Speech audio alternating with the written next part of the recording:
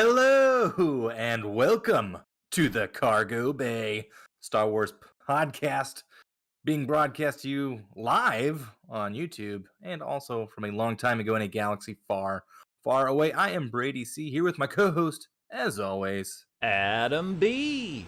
BC, we got the comms tower up and running. It's up and running. I realize it's not live if you're listening to it as a podcast, but just know you could be watching this live on YouTube because we're blasting this out to the entire universe live. That's right. BC, today we are talking about Star Wars Rebels Episode 13 because that is what the Wheel of Content has decided for us. And we spun the wheel of fate and it chose. And I think fittingly, it chose an episode that revolves around transmission. Yeah, not bad. Because normally we wouldn't be going live with the old podcast episode. But Right. Today we're going to be opening a little later. We're going to be opening some Star Wars Topps Finest. Ooh. The tiniest little box. Yeah, two little baby boxes of cards.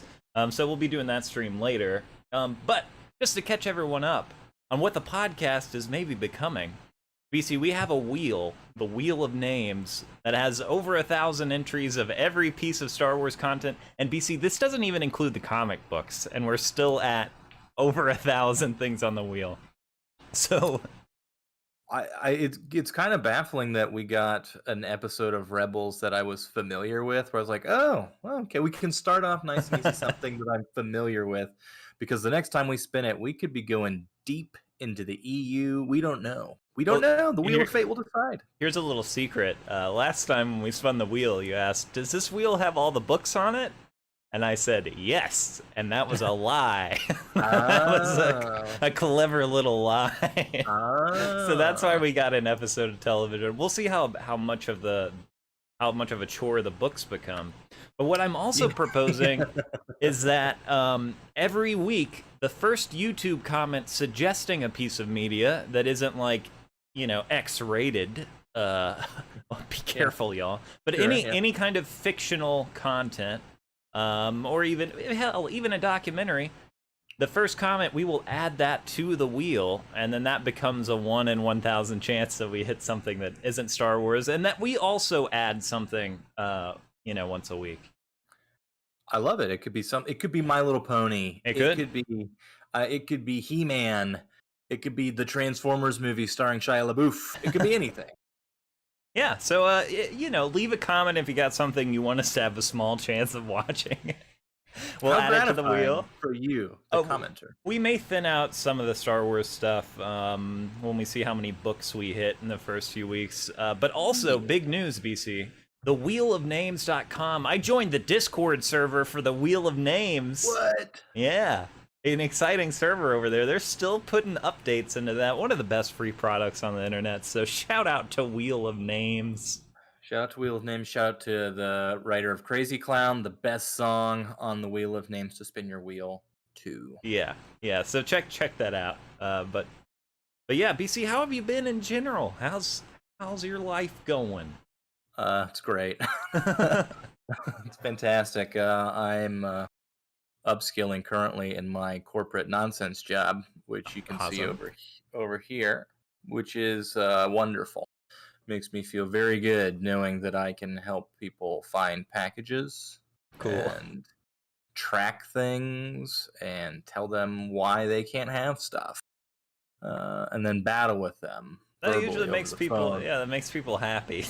Yeah, I'm a creator of dreams, so it's been very fulfilling personally. But taking it out of the work world, things are good. I've received another couple cards from my personal PSA sports card collection here recently. That's a little hobby talkish, but yeah, I've had some cards come in. I'm still actually waiting for I haven't got any notifications on those last 2 episodes of Kenobi yet from Papa Top, so still waiting on those. But yeah, it's been good. We've taken a little bit of a hiatus just for scheduling purposes, but I'm quite elated to be opening some cards a little later today. Yeah, me too. I was so elated. I even had the Tops and Hobby Talk floating above us, which I have now I have now taken off. So now we're just on Star Wars. Um, Nice. yeah, that's cool. I like that you got those PSA slabs coming in, BC. That's cool. Yeah, we sorry, go ahead. I was just gonna say, for my sports stuff, for some reason, I've only done PSA. It's not like I'm like screw SGC, but for some reason there's a consistency Yeah, with the sports PC that I have going. I'm like, I'm down this track now, so I'm gonna keep going probably easier to find the sports cards than a PSA grade. for Anyway, sure. right? Yeah, yeah. I was gonna mention we both watched some of the Star Wars ILM documentary, and before we talk about Rebels, I can't not talk to you a little bit about that, VC, because I'm all over it. I love it. it is a fascinating piece of work. Like I love exactly what it is. It's what I've always wanted, but there's some weird things about it. Like I don't know if you could tell, but the audio interviews are really chopped up. You know, it's like someone edited them like I used to edit the podcast, but did a worse job where you can hear where words have been cut out, you know?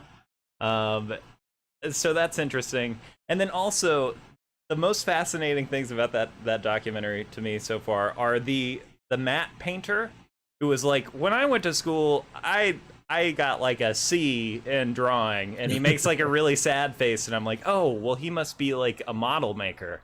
And then, Yeah. and then it's just like, nope, I'm the matte painting guy.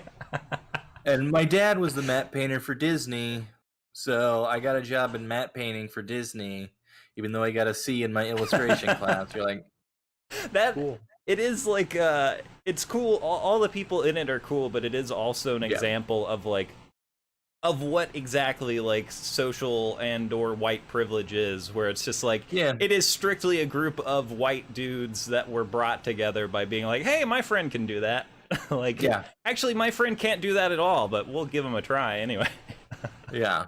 A lot of it does have the feeling of right place, white place, right time. Yeah.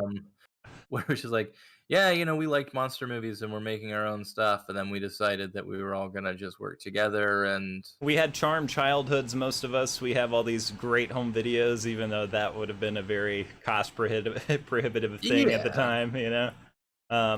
Not to begrudge any of those people anything. It's just, it's fascinating. No, yeah, no, I'm not.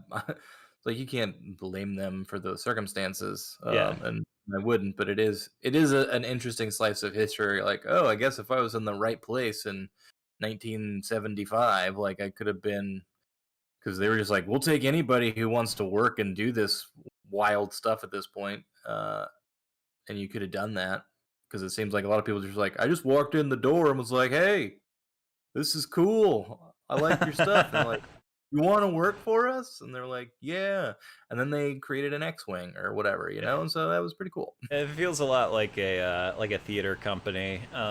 It's kind of a group Mhm. of pals stuck together. There are a lot of women in the B-roll or in the footage, but the only woman interviewed, at least in the first episode, is George Lucas's personal assistant on scene, which is very funny because there are like two stories where a pretty woman walked in and George Lucas was like, "You're hired. Yeah. You're gonna work for me directly." And it's she's in the documentary a lot. It takes a couple episodes for it to not be a total boys club, but throughout the because I finished it last night. Throughout the entire thing, you're like, well, Yeah. mostly a bunch of white dudes, which Yeah. is whatever. But it's like, yeah, not the most diverse. And I'm sure they've certainly and recently would have started, making changes to that. But it is striking that at least for the first several years, you're just like, oh, it's the same guys who know Except each for the other. ones that George got mad at. we didn't. We didn't. You're not keep order invited. with. Yeah. Go home. It's like we're going to San Francisco. You stay here. Like, yeah. Yeah. It is a big. I mean, it's an insider doc, right? Like, so it's produced by Disney about what is now like Disney history, kind of. Yeah, it's like Essentially. Disney trying to take ownership of like all Yeah, this magic that happened and like right. somehow claim it as theirs. It's like, They're like, we bought George Lucas, so we own his history, and it's. I mean, I really like it as a historical piece because it does give you the sense of like George Lucas is not the greatest writer or director, but he does have that thing of like, and not to be like he's a visionary. Like he sees things, he can't do them, but yeah, he yeah, knows, like he can see, like he's got that like Steve Jobs kind of thing where it's like, I don't know how to actually do this, but I've got a vision for what should be happening, and I know how to put the right people in place to make those things happen. Now, I'm not going to be able to do any of it, but I will be able to reap a lot of the financial benefits because I own these people, right, right. and all of this technology, which You do must get be the nice for him idea, to have. at least by the end of it, that the people who were still working as part of the team were loaded. Because Yeah, the one they were. guy is like, "Yeah, I decided it's time for me to quit and travel around the world." It's like, oh, okay, so you were making a good chunk of that Yeah, Star Wars money. yeah. I don't imagine that any of them are finances, but I also don't think that they had the same stake that George would have got whenever he sold all of Star Wars to Disney Yeah, for all those billions of dollars. So yeah. um, they probably didn't make out like bandits, but that's the power of ownership in America, I guess. That's mostly what we talk about on the podcast. Yeah, and this has been a really good intro to an episode of Rebels. Well, here's what I'm thinking, BC. Are we really going to spin the wheel and we're going to only talk about what pops up on the wheel? No, I don't think so. I just think that's like it's at least a segment, a dedicated portion. We can still have our intro banter. Yeah, yeah. Obviously, we've got Andor coming up, which I'm sure people are going to be clamoring for our hot takes on. That's right. Uh, As they usually but yeah, do. as they are always clamoring, coming comments, emails flooded. We're just flooded with all of your feedback, so we appreciate that. But no, I feel like this. It's definitely like we spin it so we have something that we're gonna talk about. Anything else that we want to chat about? F it, let's do it. We got to censor ourselves because we're live on YouTube, everybody. Yeah, strict censorship laws for our. I think I'm the only viewer. No, I'm pretty sure. I'm On pretty sure we've got a viewer in my living room right now. Maybe even two of them. One with a wet nose and a furry coat. Figaro got the sniffles. Yeah, yeah. But yeah. To summarize my thoughts on that, BC is just like that's the way I want to see Disney spend their money. Dig up that footage, restore it, show me those behind the scenes things. It's. I mean, Super cool. the best part about it is seeing how some of those things were achieved and just being like, oh, didn't realize that, because like it walks you. I mean, by the end of it, you're into computer technology, right? So like, it's ILM from the inception to today, and how they bridge those gaps from one thing to the other, and how each of those like little bits of leaps in stop motion and camera movement, you see that in like embedded into like the CGI and the technology. Is like, yeah, we have these ideas for how shots work and how model making works because it was a physical thing that happened, and now we can digitize that entire process and make whatever we want, essentially. The only thing better than digitizing something, crunchitizing it. Crunchitize me, Captain. Captain Crunch. Captain Crunch. Love Well, yeah. So I guess we can talk about Rebels now. Episode 13 of the first season of Rebels, BC. Indeed, yeah. So we're not starting at the beginning. The Wheel of Fate decided that we would speak about episode 13. And when it landed on that, I was like, I know I've seen it, but I don't know what it Yep. is off the top of my dome. Because I've watched season one a couple times.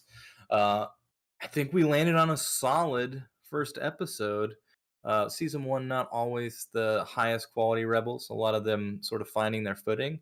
But I think this episode is like a good, like this is what a good Rebels episode is.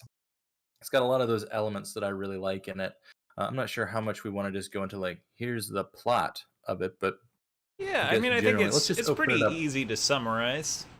Yeah, we're gonna go storm an Imperial base to hijack their comms tower to send out a message of hope. Yes, of hope. Rebellions are built on hope. I And don't know if you knew that also, or not. and also a message of, guess what? Some people are gonna have to die. I don't know. I kind of like that about this episode, where it's like, guess what? When stuff's really bad, sometimes you gotta make sacrifices.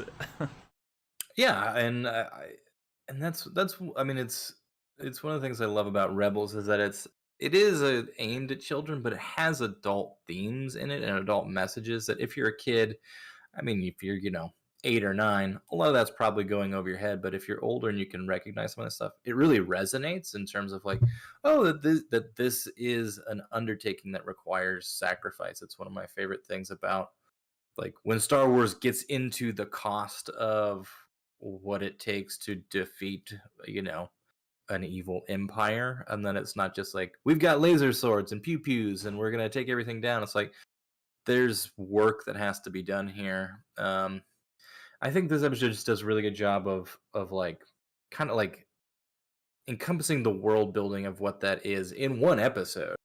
Like, you've got the Empire and what they represent. You've got the small rebel cell that has individuals with different viewpoints and in different like phases of their life and how they're coping with their mission in the face of, enormous odds. So and job well Tarkin, done. in the face of Tarkin, in the face of the Grand Inquisitor, we had two big bads.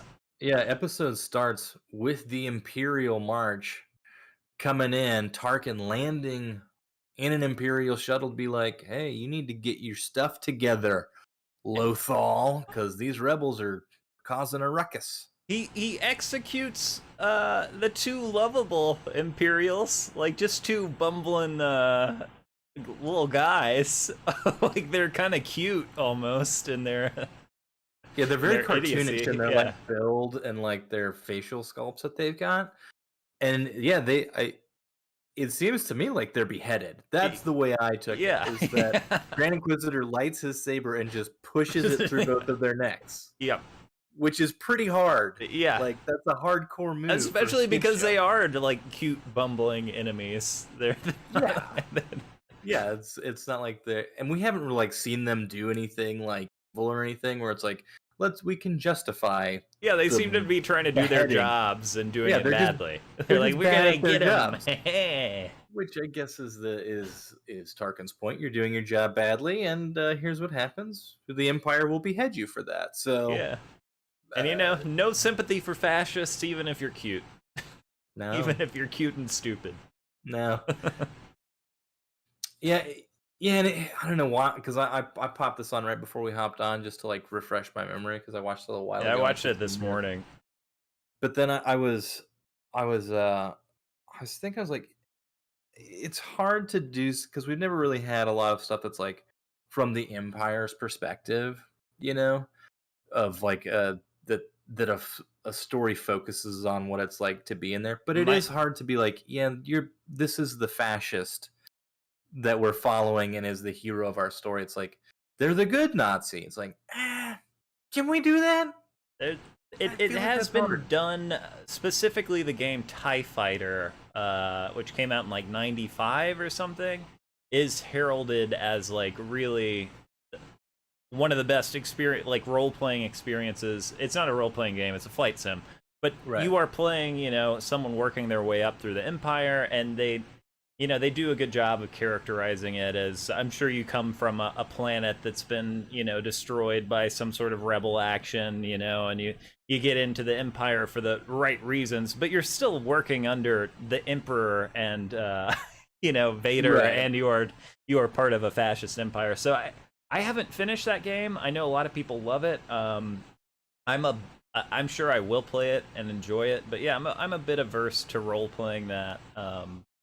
Especially in current times. Like in 95, I think I would have enjoyed it a lot more. But it's hard to want to, like cosplay as an Imperial right now. Nothing on the 501st. Obviously, the 501st is a great charitable organization. Yeah, and that's different. Yeah, that's something else. I don't know what I'm trying to say, BC. It is hard, I guess is what I mean. It's hard to separate fake comedic almost space fascism Yeah. with like, oh yeah, we're in hot water right now.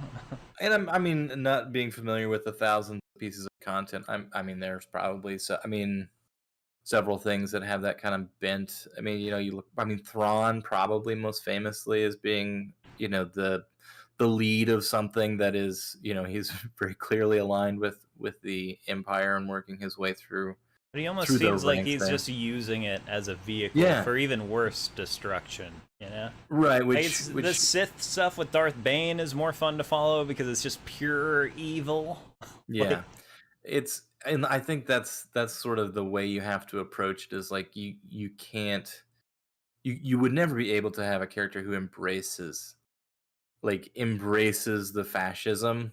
Like there has to be even an outsider within that faction to make it work. I feel like, yeah. Yeah, that's what's cool like about Thrawn is like you're still not, or at least I'm still not sure where he's coming from and who he's actually serving.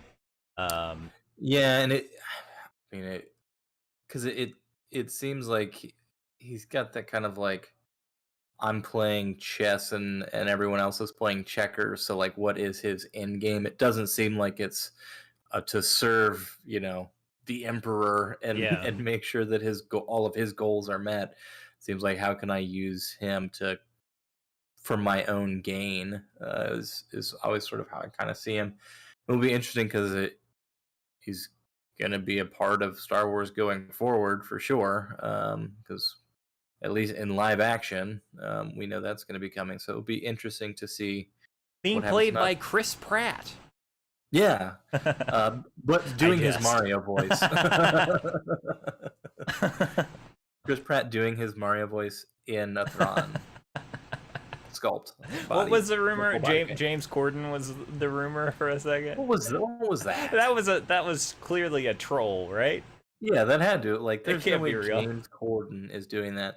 I think what's his name? There's a rumor that Jude Law, who got cast in the Stranger Things version of Star Yeah, Wars, the yeah. kids Star Wars, that he's gonna be Thrawn. I'm like, I don't know if that's Uh, happening.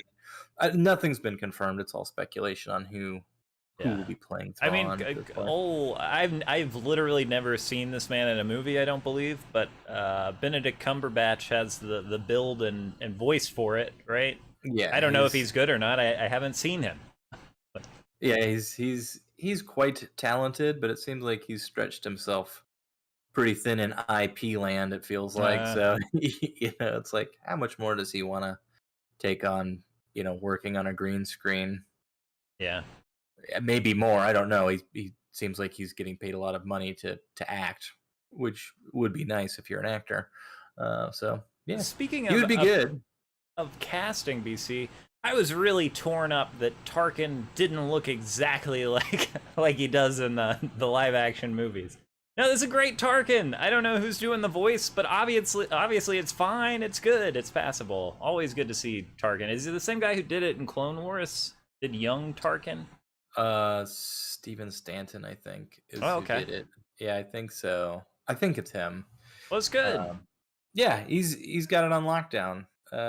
It just goes to show you, you don't have to reanimate a corpse and have the computer spit out piece together words from someone's mouth so it sounds exactly the same.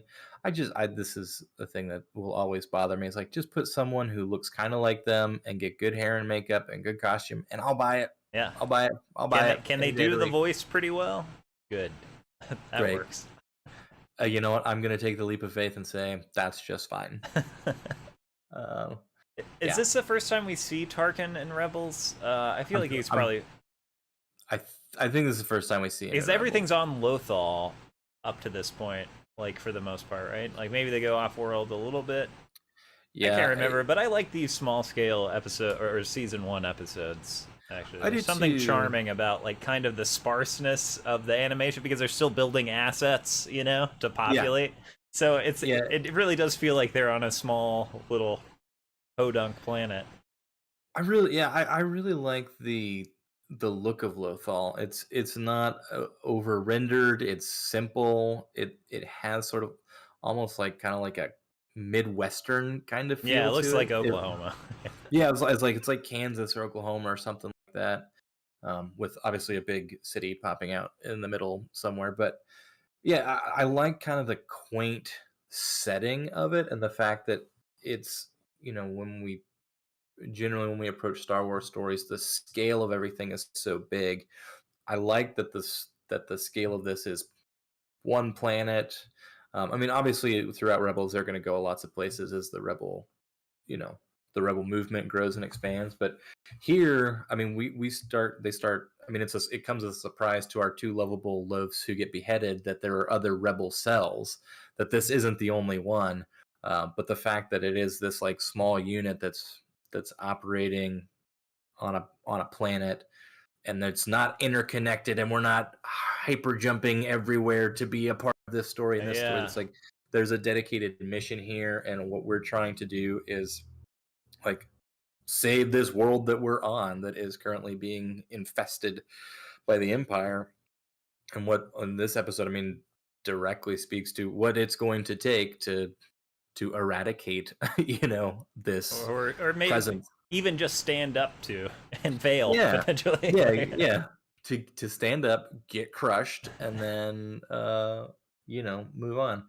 But yeah, I mean, the sort of the driving the driving thing of this is a very Star Wars message, is that it's about hope, right? Like Episode 4, A New Hope. It's that in the face of these insurmountable odds, that the thing that can lead people to act, or the call to action, is essentially that message of hope that things can change, and that our lovable band of rebels, the Phoenix Squad, is going to infiltrate the biggest Imperial communications tower, and send this message out, as I just think is a really solid piece of Star Wars content.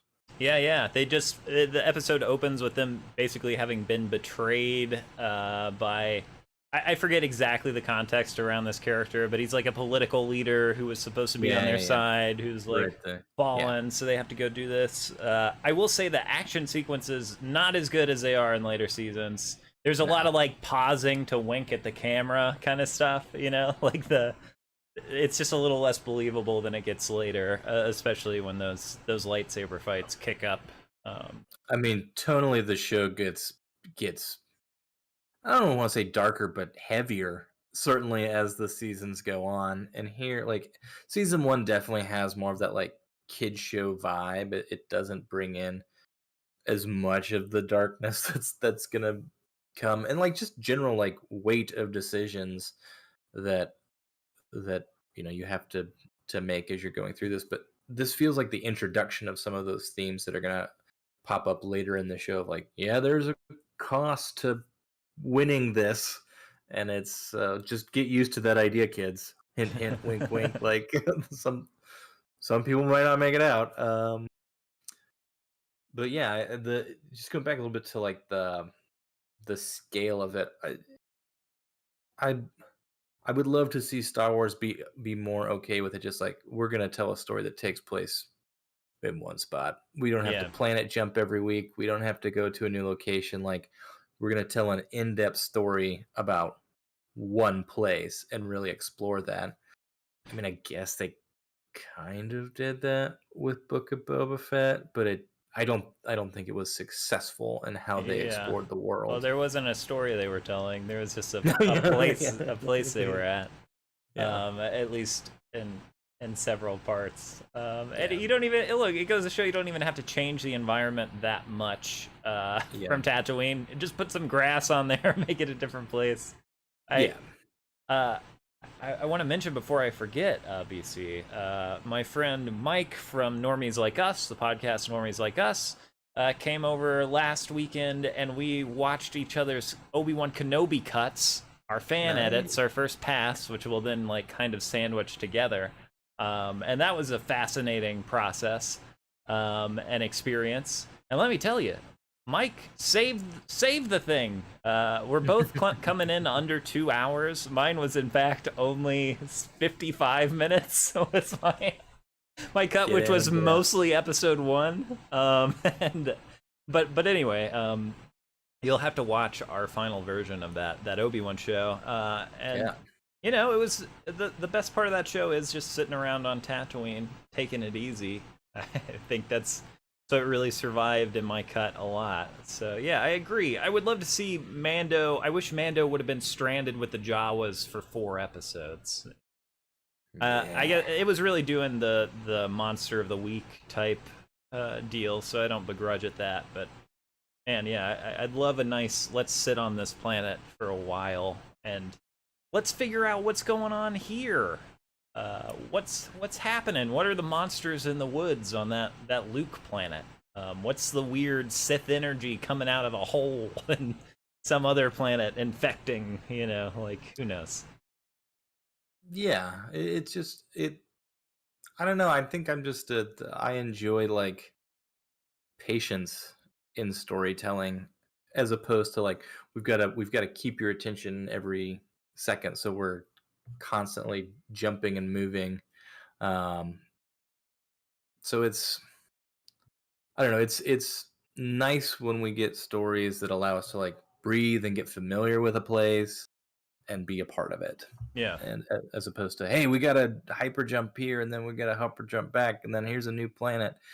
Um, it's there's patience in the storytelling and a trust in the audience to go along and say, hey, invest in the story that we're going to tell because it's allowing it to be complicated and not in a bad way, that not even complex, I shouldn't say complicated, that there's complexity to life that can still be in these epic space operas and we can still explore those complexities through I mean a very, I know we're dealing with alien races and stuff, but through a very human lens of how these individuals are dealing with these problems that are in front of them and not having to always make it, action packed sequence. I mean, there's a lot of good action, But certainly in Rebels, but there's also a lot of good, like, um, I don't know, hu- I would say human connection between the characters and those relationships. it's kind of the opposite of not the opposite, but unlike OG Star Wars, it takes time to build the relationships and the personalization between the characters.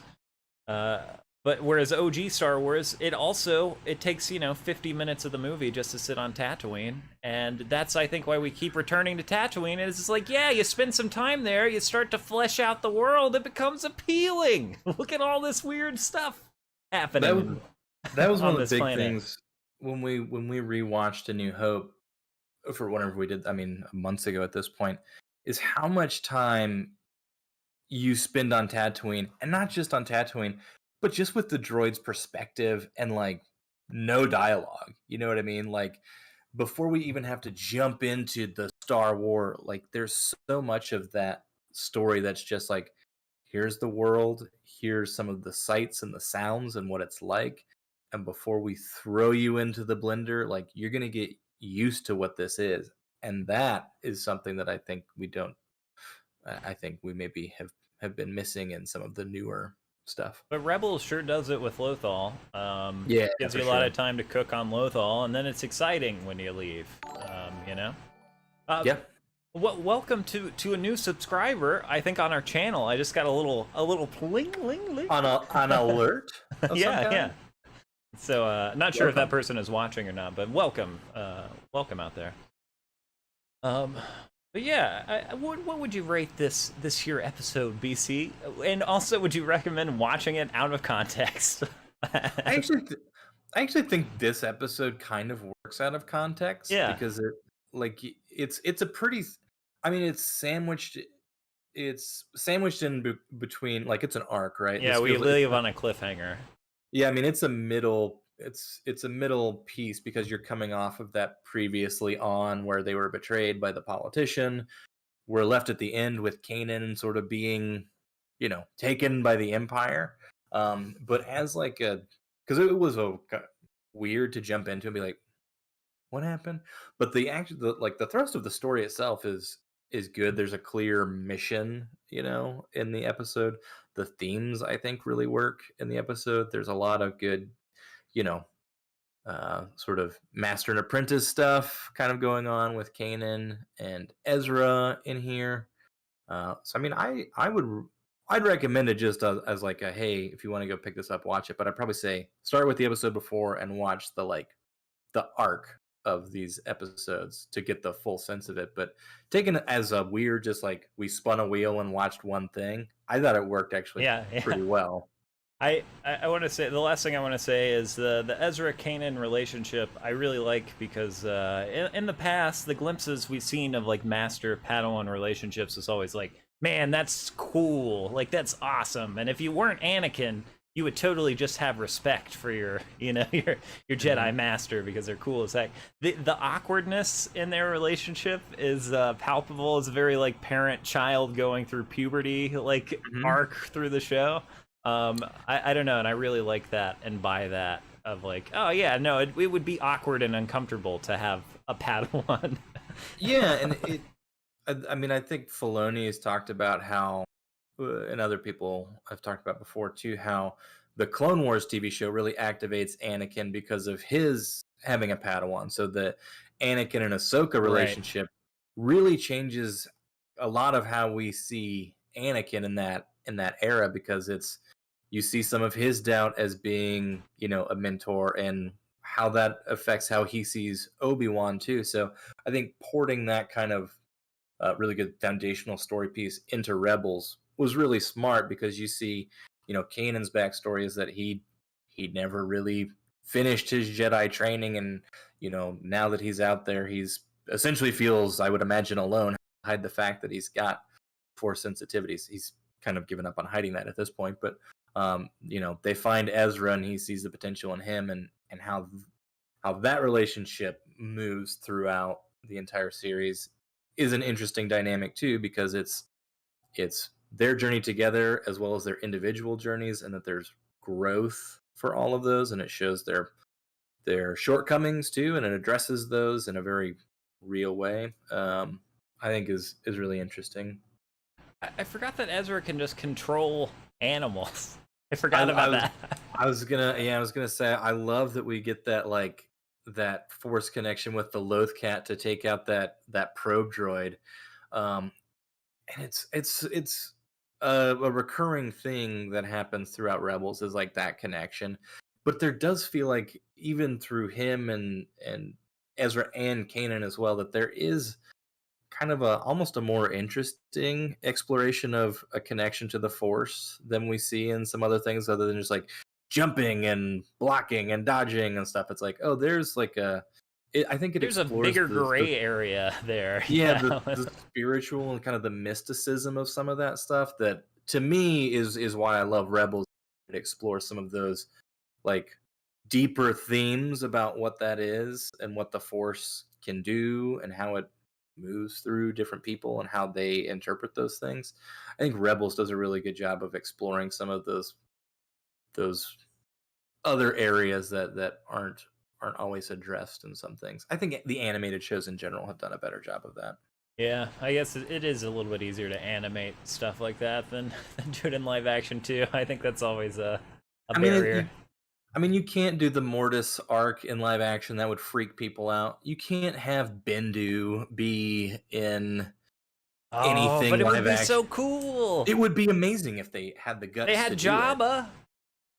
Yeah, they did have Jabba. Like Bendu's one of my. I love that character, and I love the voice. Like it's Tom Baker. He's like one of the old Doctor Who's. He's just got that deep, resonant, huge voice as like, yes, I'm a living embodiment of the balance of the Force. And you're like, cool, you're a giant, weird creature thing. But yeah, it's those sorts of explorations that they do in this that I think have is what brings me back to this sort of stuff, is because it asks more questions that I'm interested in exploring sometimes, and just like good versus evil. It's like, yeah, I get that, but like, what is that gray area, that moral ambiguity, the self-doubt that exists in very deep and meaningful ways, as opposed to, I'm all for escapism, but sometimes it's nice to have those introspective moments in a Star War. Yeah, there's enough room for it in a TV show with many episodes. Yes, yeah, for sure. And I mean, I think that's why another reason I'm drawn to the format of the anime shows is they just have space to tell stories. And if some of them weren't great, and if some of them just like, hey, we're doing a Jar Jar episode, I'm like, do what you got to do, you know? Like Yeah. there's space to explore all sorts of parts of the galaxy, as it were. But there are some that just like hit the sweet spot for me, where it's like, oh, this is almost like an abstract, absurdist look at what these things are in the world. Man. Well, BC, speaking of exploring, unless you have any final thoughts, I was thinking we figure out where Star Wars is going to take us next and spin this wheel over here. I realize I never answered your question. I'd rated a 4.5 out of 5. Oh, nice. What about you? Do you have a rating on it? I'm gonna rate it a 3.5 out of 5, just to keep the bar high, maybe. I love it. I dig it. But yeah, so let's spin this wheel. All right, we've got thousands or 8,500 or something pieces of content on this. We have 1,364 things that could be chosen by the wheel. We'll spin the wheel, and then after that, you and I should pick something to add to the wheel. And again, the first YouTube comment on this video that gives us a piece of content, we'll also add that to the wheel, so it could be picked next time. The odds are low. I love it. Well, are you ready, BC? Spin that wheel. I'm on wheelofnames.com. I'm clicking to spin the wheel. We got Crazy Clown playing, which I wasn't anticipating. Yeah, baby. Wow. Getting hyped for Episode 1 Adventures Game Book 10 Festival of Warriors. June 1st, 2000. I'm going to need you to copy and paste that. The good news, I know what Episode 1 Adventures is. It's like a role-playing game, kind of like a light role-playing game, which came with these little storybooks. The Episode 1 Adventures notebook is what I wrote my fan fiction on in 2000. Solid. Book 10 Festival of Warriors. I'm gonna drop that into the chat so that I remember. Here we go. Oh, I can't. I have to sign into chat, so I'm gonna drop that in our Discord chat, BC. Great. So that's what we'll be talking about next time. I love it. We'll see what that's like, and then we're gonna take a little break here on the live stream, and then we'll be back to open some cards. But yeah, BC, anything else? Is there some other ritual we have before we end the podcast? I'm all frazzled being live. I'm trying to think of what our ritual that we used to do. We would cover ourselves with baby oil and chant. Oh yeah. For 30 consecutive minutes, but I don't think we have time for that today. Yeah, I guess we'll figure out where we have room for that in this new format. But for now, let me just cue up the music here. We'll see how it goes. And what I'll do, BC, is I will take our video off after we say goodbye, but the mics will still be live, so we'll just keep our mouths closed until the music stops playing, and I'll end the stream. So we'll see how it goes.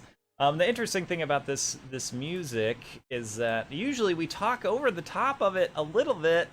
I didn't really consider that. Well, I can. You want me to do an extended outro, and then you can give me a point whenever you want me to sort of wrap it up? I think that's brilliant. So I finally have the thing pulled up. Okay. All right. Go ahead. And we want to thank you all so much for tuning into the Cargo Bay this week. If you were out there watching us on YouTube Live, we certainly appreciate it. We will be back with more great Star Wars content where you find the Cargo Bay Pod.